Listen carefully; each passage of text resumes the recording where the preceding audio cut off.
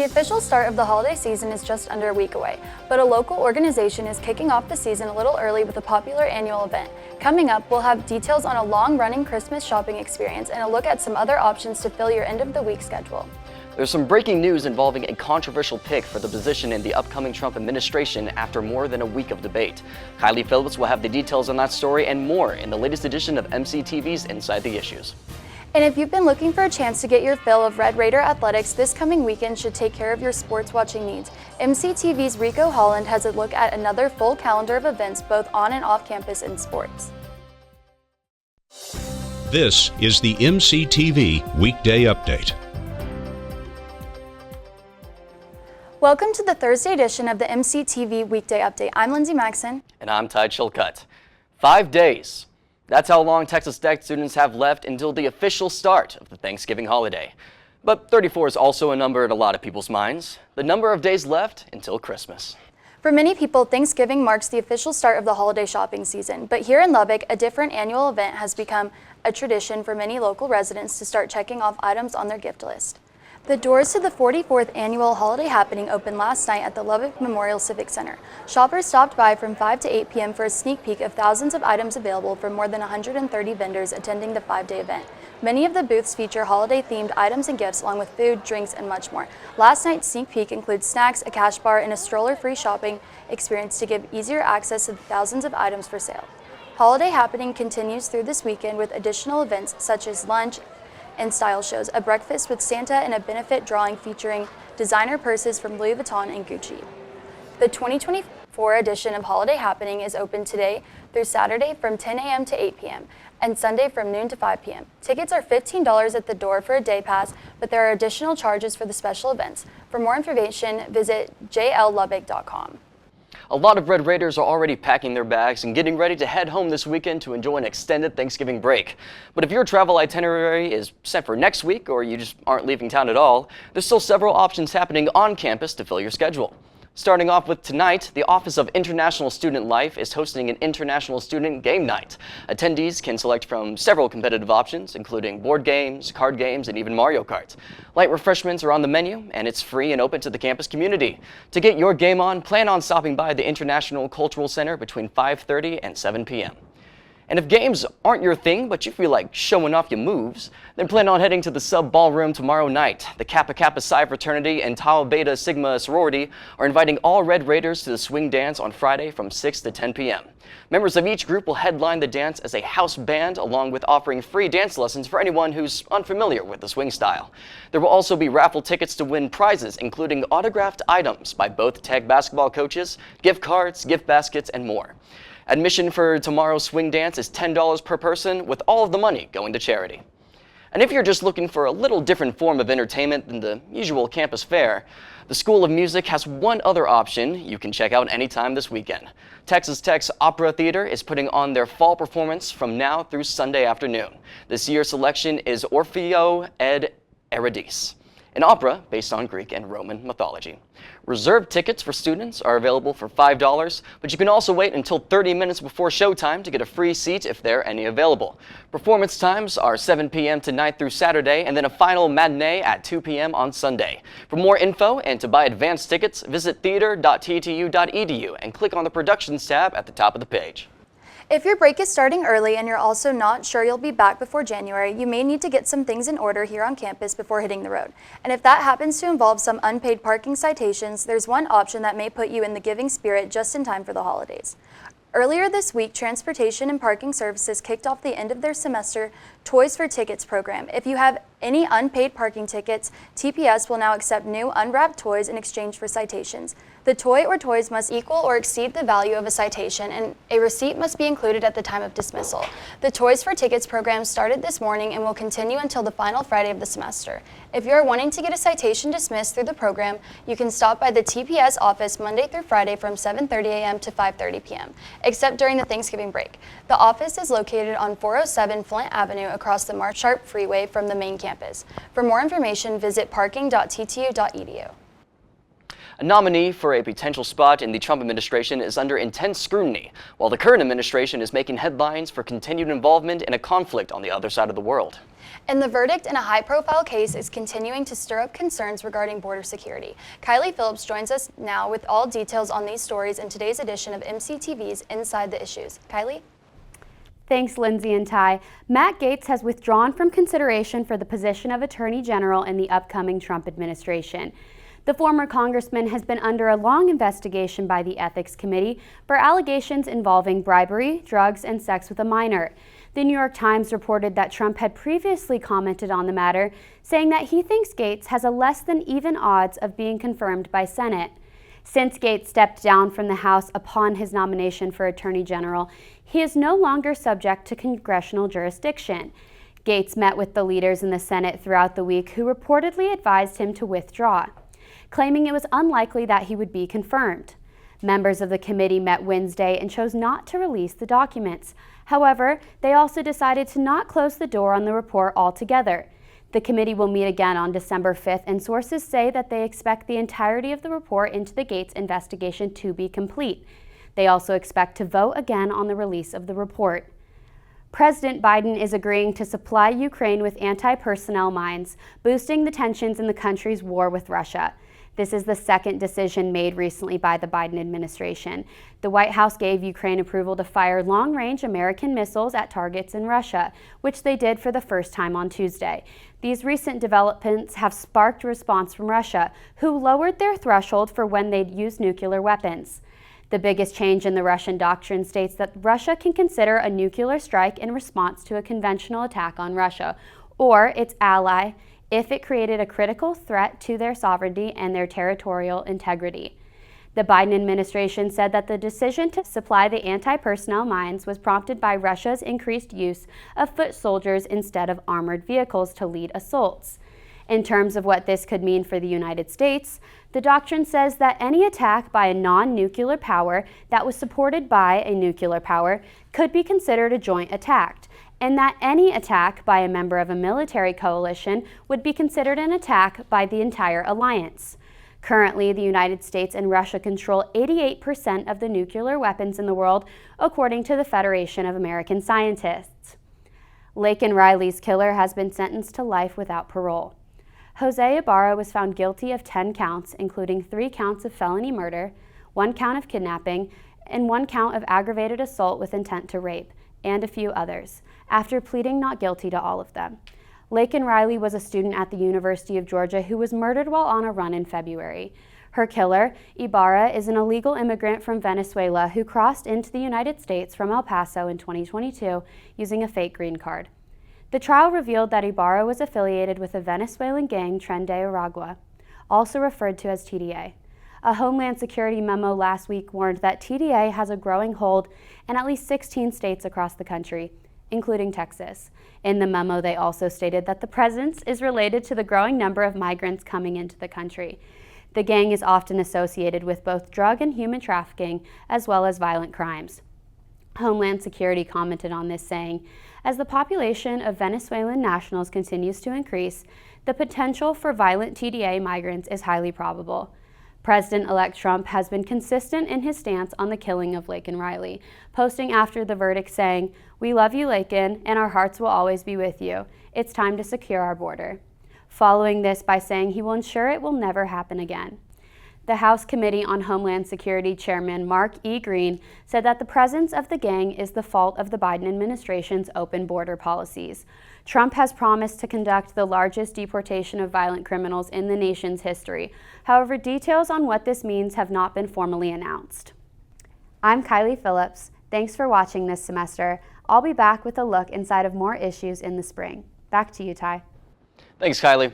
As we mentioned at the beginning of the show, the Lubbock area is starting to offer more options each week for our local residents to start getting into the holiday spirit. Many upcoming options have been on the calendar for years, but a couple of local entrepreneurs are offering a brand new experience to help spread Christmas cheer. MCTV's Miranda Garcia headed off campus to discover this illuminating option. I'm right outside South Plains Mall, where John Richardson and Zach Maldonado have created Lubbock's first light park. Lubbock Light Park is a 15 to 20 minute Christmas drive-through experience. Zach Maldonado, one of the owners of this 8-week event, previews what festive displays you can expect. So when people come through, what they're going to see is a bunch of characters, gingerbread men, Christmas trees, Santa Clauses, things like that, singing at them to the words. There's even backup singers. This event also features 20-foot Christmas inflatables, an 80-yard light tunnel, and a total of 6 Christmas songs that are coordinated with the show. And these are not Christmas lights you buy at Home Depot or Lowe's. These are LED pixelated lights that are all synchronized to Christmas music.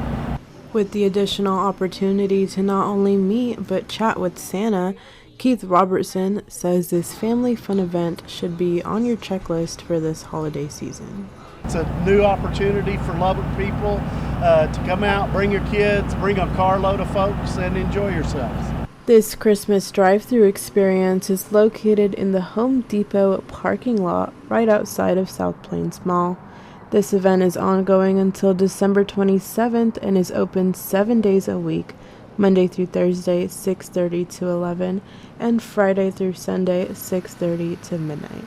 The entry is priced at $30 per vehicle, and for more information, visit LubbockLightPark.com. I'm Miranda Garcia with MCTV. Back to you.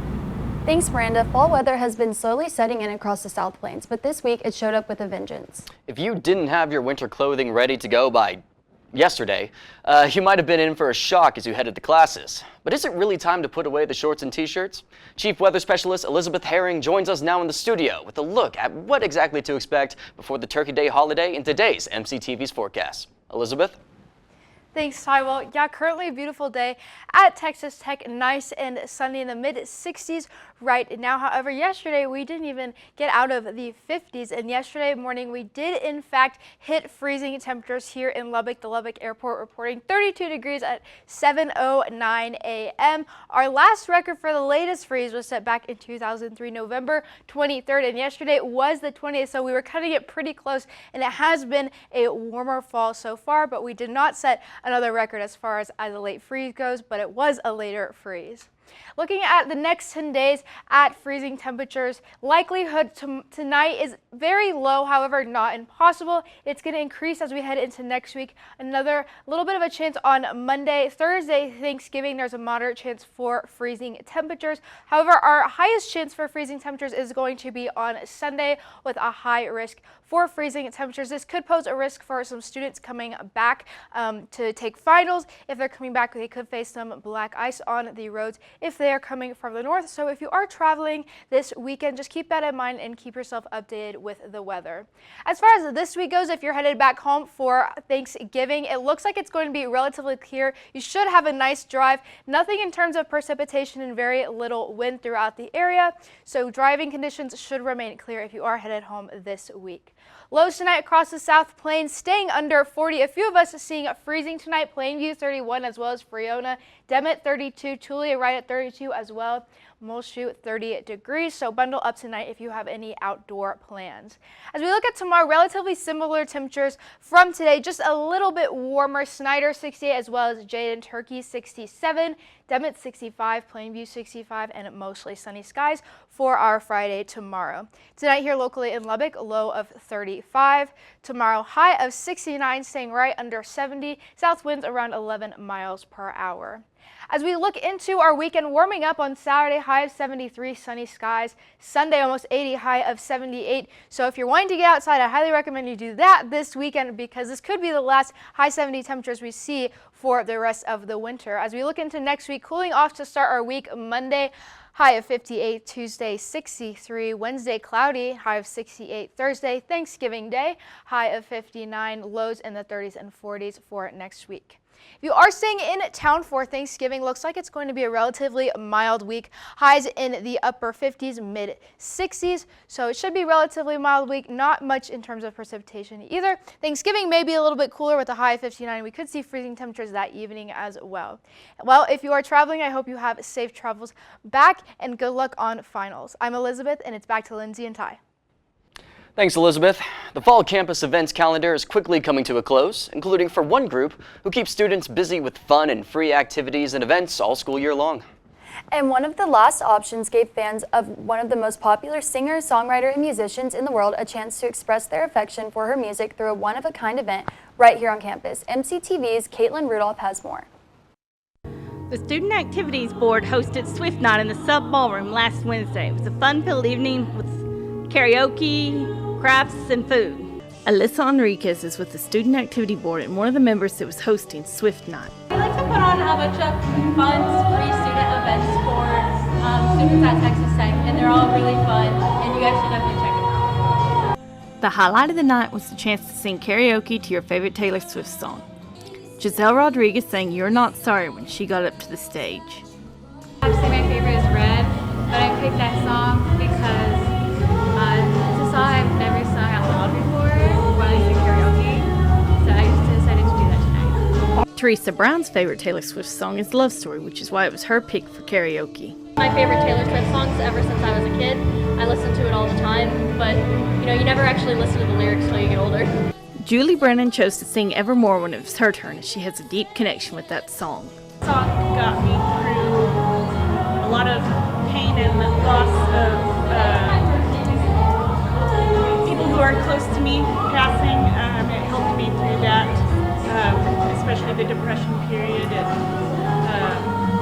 just got me through a lot of that. Whatever your favorite Taylor Swift song is, Swift Night had it. For MCTV, I'm Caitlin Rudolph. Back to you. Thanks, Caitlin. Texas Tech Athletics is gearing up for one of the last big weekends on the fall sports calendar, with several teams preparing for some of their toughest competition of the year so far.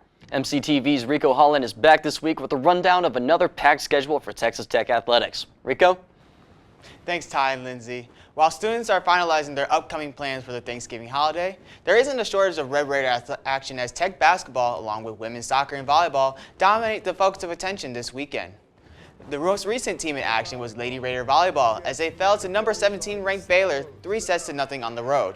Despite the final result, Tech battled throughout the match and pulled early leads in both the first and second set before running out of steam. Bryn Williams led the way with 13 kills on the match, with Mia Wesley backing her up with 9 of her own as well. Wesley also led all players with 3 service aces in the match. The Lady Raiders will be back in action on the road this Friday as they take on TCU. That match will begin at 6:30 p.m. and will be available to stream on ESPN+. Switching over to another sport played on the court, Tech basketball is still at the start of their seasons, but this weekend might prove to be an early test for the men's side. The men's team is headed to the Big Apple to participate in the Legends Classic held at the Barclays Center in Brooklyn, New York. The Red Raiders will take on St. Joseph later on tonight, and they will either take on Syracuse or Texas depending on the result of tonight's game. Fingers crossed on it being Texas so Red Raider fans can enjoy that rivalry one more time. On the women's side, Lady Raider basketball will be the only team in town this weekend as they host the University of New Orleans Saturday afternoon. Saturday's game could mark the 6th win in a row after a 5-0 start for the Lady Raiders, including a 26-point win over Abilene Christian, where Adelie Blacklock knocked down a career-high 6 threes on the night. Jasmine Schaefer also tied a career-high in steals and assists with Tuesday night with 5 each.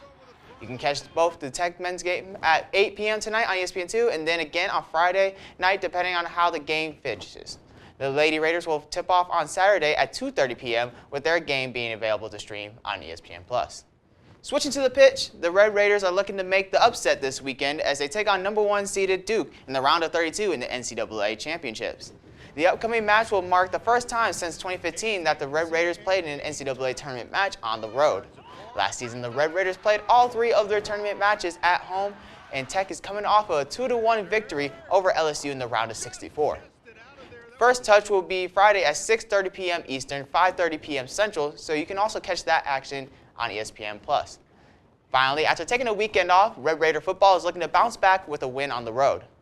Last time we saw the Red Raiders in action, they were defeated 41-27 at home to Colorado. In head coach Joey McGuire's weekly press conference, he noted that one area he'd like to see improvement is the offense's consistency. Really the last 2 weeks where we've got to become better is like our first quarter, I think we scored 106 points. Our second quarter, we scored 102 points, and then there's a dramatic difference in our second half as far as the points. I think it's like 66 and like 70 something. So our right now is being more consistent on offense. The offense committed 3 turnovers in the contest to Colorado's 0, which played a factor in the outcome. The Red Raiders will hope to clean that up as they head to Stillwater Saturday. Kickoff for Saturday's game against Oklahoma State will be at 2:30 p.m. If you're not traveling to the game, you can still watch that one on ESPN+. That's all for today in sports. Be sure to check out some Red Raider action over the weekend. It's back to y'all. Thanks, Rico. There's a lot of moments in history here at Texas Tech that have been slowly forgotten, but every once in a while, a memory is brought back to life to commemorate the impact individuals have had on the Red Raider community. And earlier this week, a short recollection in a daily campus email took time to mark a historical event that left a distinctive mark on campus. On Wednesday, the Daily Tech Announce email included a post titled "The Anniversary of the Peter Hurd Mural in Holden Hall." On November 18, 1954, a dedication ceremony was held in the rotunda of what is now known as Holden Hall. Inside, a set of fresco paintings was officially revealed to the public, featuring a collection of local pioneers who left their mark on the South Plains area, Lubbock, and Texas Tech. The mural was created by nationally renowned Western painter Peter Hurd, who spent 2 years on the project. The frescoes originally served as the centerpiece of the entrance to what was then the Museum of Texas Tech University. The rotunda and front portion of Holden Hall was the home to the TTU Museum from 1937 to 1970. The 1954 event included Hurd along with university administrators, historians, artists, and even several Broadway and Hollywood actors. Historian and author Paul Horgan gave a dedication speech at the event comparing the pioneers on the walls to the saints in the Gothic paintings of Europe. Wednesday marked the 70th anniversary of the dedication of the Hurd's impressive artistic feats. So, Ty, have you ever stopped by to see the frescoes in the Holden Hall Rotunda? Well, Lindsay, considering I had to look up what a rotunda was 30 minutes before this, no. But after hearing all that, I might step by and see what it's up. That's all for today's edition of the MCTV Weekday Update. Thank you all so much for watching and joining us, and be sure to check ttuhub.net every day for more news. We'll see you next week.